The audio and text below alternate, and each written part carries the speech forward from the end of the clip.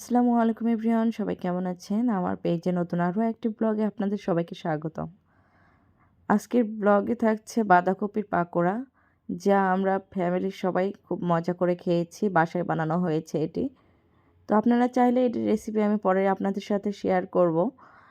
আর এখানে আমি খুব মজা করে বাঁধাকপি পাকোড়াটা খাচ্ছি, দেখতেছেন।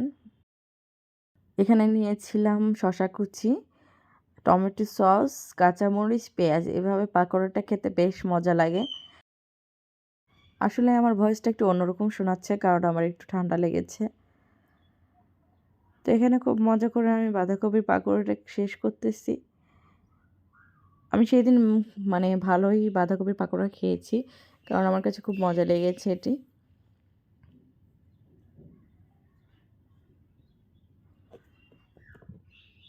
এভাবে শসা, কাঁচামরিচ, পেঁয়াজ, সস এগুলো দিয়ে খেতে বেশ মজা। যেমন সিঙ্গারা কাঁচামরিচ দিয়ে খেতে মজা, পেঁয়াজি সিঙ্গারা এগুলো হচ্ছে কাঁচামরিচ দিয়ে পেঁয়াজ দিয়ে খেতে খুব মজা লাগে। সেই টাইপেরই এরকম একটা বাঁধাকপির পাকোড়া, এটিও এরকমভাবে খেতে খুব মজাদার। আপনারা ট্রাই করতে পারেন।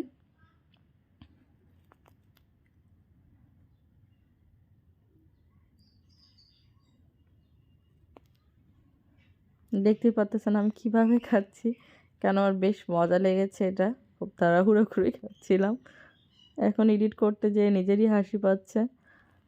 তো সবাই আমার পেজটাতে সাপোর্ট করবেন। আপনারা সাপোর্ট করেছেন বিধায় আজকে আমার আর পেজে এত ভালো একটা পজিশনে আছে। তো সবাই আরও সাপোর্ট করলে আমি আরও সামনে এগিয়ে যেতে পারবো আপনাদের উৎসাহে। তো সবাই আমার জন্য দোয়া করবেন, আমার পেজটাতে সাপোর্ট করেন। তো এখানে কি যেন একটা ঘটনা ঘটছিল, এই জন্য হাসতেছিলাম। এদিকে আবারও হচ্ছে আমি সস নিয়ে আবারও খাওয়া শুরু করে দেব।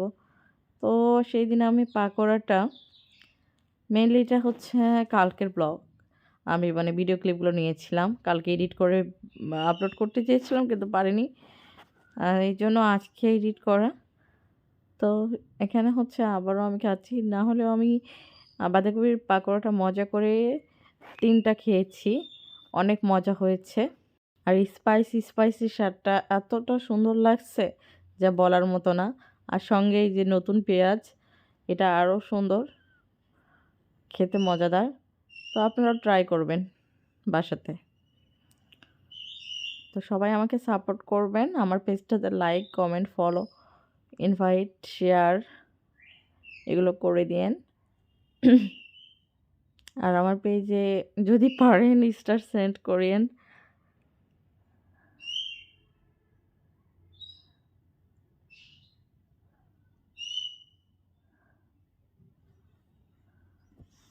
তো সবাই ভালো থাকবেন, আমার জন্য দোয়া করবেন, আমার পরিবারের জন্য দোয়া করবেন। আপনাদের জন্য অনেক দোয়া রইল, অনেক অনেক শুভকামনা রইল। অনেক ধৈর্য সহকারে এই পুরো ব্লগটি দেখার জন্য আপনাদের সবাইকে অনেক অনেক ধন্যবাদ। এভাবে আমাকে সাপোর্ট করবেন, সবাই ভালো থাকবেন। আপনাদের জন্য অনেক অনেক দোয়া রইল। আল্লাহ হাফেজ।